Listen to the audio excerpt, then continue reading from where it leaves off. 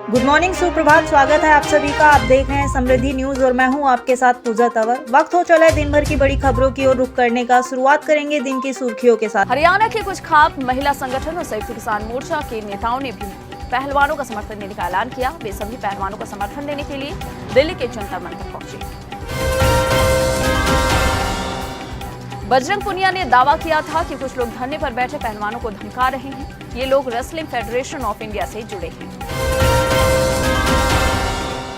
इस मामले में केंद्रीय खेल मंत्री अनुराग ठाकुर ने कहा कि हम निष्पक्ष जांच चाहते हैं, इसलिए पहलवानों से 12 घंटे तक बातचीत की और फिर एक कमेटी बनाई। भारत ने संयुक्त राष्ट्र महासभा में वीटो पावर को लेकर बेहद सख्त रुख अपनाया है। भारत ने कहा कि ये सिर्फ 5 देशों के पास है। ये संप्रभु समानता की अवधारणा के लिए ठीक नहीं है। इसे खत्म किया जाए या बाकी देशों को भी ये पावर दिए। अमृतपाल सिंह से रॉ, आईबी और एनआईए की जांच में फर्क जाहिर करते हुए एनके सूद ने कहा कि दोनों एजेंसियां पूछताछ करके अपने मतलब की सूचनाएं जुटाएंगी। ये गुप्त सूचनाएं राष्ट्रीय और अंतर्राष्ट्रीय स्तर की होंगी। मध्य प्रदेश के सीएम शिवराज सिंह चौहान ने सूडान से भारतीयों के वापस लौटने पर पीएम मोदी को धन्यवाद किया। उधर खड़गे की ओर से पीएम मोदी को जहरीला सांप बताए जाने का मामला तूल पकड़ता जा रहा है। बीजेपी नेताओं की ओर से किए जा रहे हमले के बीच कांग्रेस अध्यक्ष ने एक के बाद एक कई ट्वीट करते हुए अपने बयानों पर खेद व्यक्त किया। अब बीजेपी विधायक खड़गे पर पलटवार करते हुए बदजुबानी में एक और आगे निकल गए। बता दें, बीजेपी विधायक ने कांग्रेस के पूर्व अध्यक्ष सोनिया गांधी को विषकन्या बता दिया। निर्मला सीतारमण ने कहा कि खड़गे का ये बयान कांग्रेस की मानसिकता को दर्शाता है। एक तरफ राहुल गांधी प्यार की दुकान खोलने की भारत जोड़ो यात्रा करते हुए दिखाई दिया, अब उन्हीं के अपने ही पार्टी के अध्यक्ष पीएम के खिलाफ इस तरह के शब्दों का इस्तेमाल कर रहे हैं। बीजेपी नेता बीएस येदियुरप्पा ने मल्लिकार्जुन खड़गे पर पीएम मोदी को जहरीला सांप बताने वाले बयान को लेकर निशाना साधा। कहा कि मैंने कभी नहीं सोचा था कि कांग्रेस अध्यक्ष ऐसा बयान देंगे, उन्हें माफी मांगनी चाहिए। संजय राउत ने महाराष्ट्र की राजनीति पर अपनी प्रतिक्रिया देते हुए कहा कि शिंदे और उनकी टीम आज बीजेपी पर बोझ बन चुके हैं। अब ये बीजेपी की अंदरूनी समस्या है कि वो इस बोझ को कब तक उठाती है। एससी और रक्षा मंत्रियों की बैठक में भारत ने चीन को करारा जवाब दिया। बैठक में राजनाथ सिंह ने कई देशों के प्रतिनिधियों के साथ द्विपक्षीय बैठक की। इस दौरान रक्षा मंत्री ने सभी नेताओं से तो हाथ मिलाया, लेकिन चीनी रक्षा मंत्री से नहीं। उद्धव विधायक नीतीश राणे ने कहा कि जहां तक मुझे मालूम है, उद्धव ठाकरे महाविकास अघाड़ी पर बोझ बन गए हैं। 1 मई को जो एमबीए की मुंबई में संयुक्त वज्रमूठ सभा होने जा रही है, जिसे लेकर नीतीश राणे ने कहा वो आखिरी वज्रमूठ सभा होगी। इसके बाद महाविकास अघाड़ी की कोई संयुक्त सभा नहीं होगी। खड़गे कांग्रेस के राष्ट्रीय अध्यक्ष। कर्नाटक के चुनाव प्रचार के दौरान उन्होंने जो बयान दिया, उससे बीजेपी इतनी आहत क्यों है? हिंदू धर्म में तो सांपों को पूजा जाता है, नागराज कहा जाता है, उन्हें देव समझा जाता है। ये बयान दिया है संजय राउत ने। जम्मू कश्मीर के पीर पंजाल माउंटेन रेंज वाला ताजा बर्फबारी हुई है। इसके चलते रजौरी और पूंछ को कश्मीर से जोड़ने वाला मुगल रोड ब्लॉक कर दिया गया है। पीएम मोदी ने पंजाब के पूर्व मुख्यमंत्री प्रकाश सिंह बादल को याद करते हुए एक लेख लिखा। शरद पवार के बयान को लेकर महाराष्ट्र की सियासत में हलचल मची हुई है। कुछ लोगों का मानना है कि अब अजीत पवार पर कतरे जाएंगे। आपको बता दें, शरद पवार ने एनसीपी के यूथ विंग को मुंबई में संबोधित करते हुए कही कि अब रोटी पलटने का समय आ गया है। एनसीपी विधायक अमोल मिटकरी ने कहा कि आज के हालात में महाराष्ट्र की राजनीति संभालने में अजीत पवार से बेहतर कोई नेता नहीं है। यह अमित शाह ने भी कबूल किया है। भारतीय ओलंपिक संघ की अध्यक्ष पीटी उषा ने पहलवानों के विरोध का समर्थन नहीं करते हुए कहा था कि यह खेल के लिए ठीक नहीं है, इसको अनुशासनहीनता कहा जाएगा।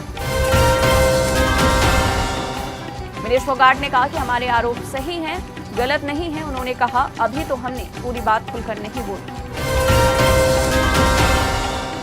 दिल्ली शराब घोटाला मामले में अरुण पिल्लई और अमनदीप ढल के खिलाफ पूरक आरोप पत्र दाखिल किए गए हैं। कर्नाटक चुनाव में बीजेपी के फायरब्रांड नेता यूपी के सीएम योगी आदित्यनाथ की एंट्री हो गई है। मांड्या पहुंचे योगी आदित्यनाथ ने रैली के दौरान कहा, उत्तर प्रदेश और कर्नाटक का संबंध आज से नहीं, त्रेता युग से। वहीं मांड्या रैली में अपने भाषण के अंत में योगी आदित्यनाथ ने कर्नाटक के लोगों को कन्नड़ भाषा में ही अयोध्या आने का न्योता दिया।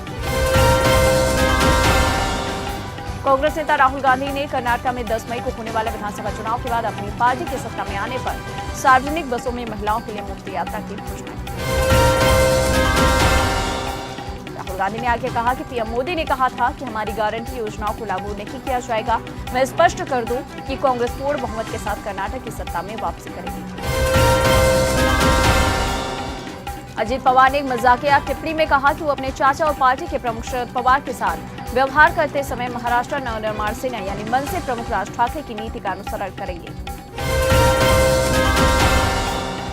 दरअसल राज ठाकरे द्वारा उन्हें दी गई सलाह पर शरद पवार ने एक साक्षात्कार के दौरान ये पलटवार किया। इससे पहले राज ठाकरे ने कहा था कि अजीत पवार को अपने चाचा पर उसी प्रकार ध्यान देना चाहिए जैसे वो बाहर के लोगों पर देते हैं। पहले धीरेन्द्र शास्त्री का दरबार पटना के गांधी मैदान में आयोजित करने की बात हो रही थी, लेकिन अब इसको अगले महीने 13 से 17 मई तक लगाने की बात सामने आई है। अब तेज प्रताप यादव ने इस पर कहा है कि हिंदू मुस्लिम किया तो विरोध होगा। कयास लगाया जा रहा है कि तेज प्रताप यादव के इस बयान से बिहार में सियासी पारा चढ़ सकता है। जेडीयू के पूर्व नेता अजय आलोक बीजेपी में शामिल हो गए। अजय आलोक ने दिल्ली मुख्यालय में पार्टी की सदस्यता ली। असम में अब कोई भी उग्रवादी गुट नहीं बचा। गृह मंत्री अमित शाह की मौजूदगी में असम के मुख्यमंत्री शर्मा और 2 उग्रवादी समूहों ने शांति समझौते पर दस्तखत किए। माफिया अतीक अहमद के बेटे अली अहमद के नाम से पैम्पलेट वायरल हो रहे हैं। पर्चे में समाजवादी पार्टी और बीजेपी के खिलाफ निकाय चुनाव में मतदान की अपील की गई है। बिहार में एक ट्रेनिंग स्कूल खोला गया था, जहां पर बेरोजगार युवाओं को एटीएम तोड़ने की कारीगरी सिखाई जा रही थी। सुधीर मिश्रा नाम के शख्स पर आरोप है कि वो युवाओं को 15 मिनट में एटीएम तोड़ने की ट्रेनिंग दे रहा था। चप्पे चप्पे पर पुलिस उसकी तलाश कर रही है। नोएडा ग्रेटर नोएडा में बढ़ती आबादी और जमीन की कमी को देखते हुए उत्तर प्रदेश की सरकार न्यू नोएडा बसाने की तैयारी कर रही है। ये नया शहर आधुनिक सुविधाओं से लैस होगा, जो शिकागो और सिंगापुर को टक्कर देगा। नंद मोहन को रिहा करने के लिए जेल मैनुअल के नियमों का उल्लंघन किया गया है। इसको लेकर बिहार में सियासी पारा चढ़ा हुआ है। आनंद मोहन को सूर्योदय से पहले कैसे छोड़ दिया गया, इस पर अब सवाल उठ रहे हैं। पाकिस्तान में कंगाली का आलम यह है कि चुनाव कराना भी मुश्किल हो रहा है। यहाँ एक वोट की कीमत 492 रुपए हो गई है। चुनाव आयोग के अनुसार पाकिस्तान में इलेक्शन पर 61 अरब रुपए से ज्यादा का खर्च आएगा, लेकिन आर्थिक संकट की वजह से चुनाव आयोग इलेक्शन कराने में पक्ष में नहीं है। तिब्बती धर्मगुरु दलाई लामा का चयन रेमन मैग्सेसे पुरस्कार के लिए साल 1959 में हुआ था, लेकिन 64 साल के लंबे इंतजार के बाद ये पुरस्कार उनके हाथ में 26 अप्रैल को पहुंचा। मुकेश अंबानी ने हॉलीवुड के प्रोडक्शन हाउस वार्नर ब्रदर्स के साथ बड़ी डील की। साथ ही HBO कंटेंट के लिए भी डील हो गई है। माना जा रहा है कि इसके बाद जियो सिनेमा भारत में अमेजन और हॉटस्टार को कड़ी टक्कर देगा। दरअसल वार्नर ब्रदर्स के पास कई आइकॉनिक फिल्में हैं, जिन्हें भारत का यूथ काफी पसंद करता है। अयोध्या में अगले साल 22 जनवरी को गर्भगृह में होगी रामलला की प्राण प्रतिष्ठा।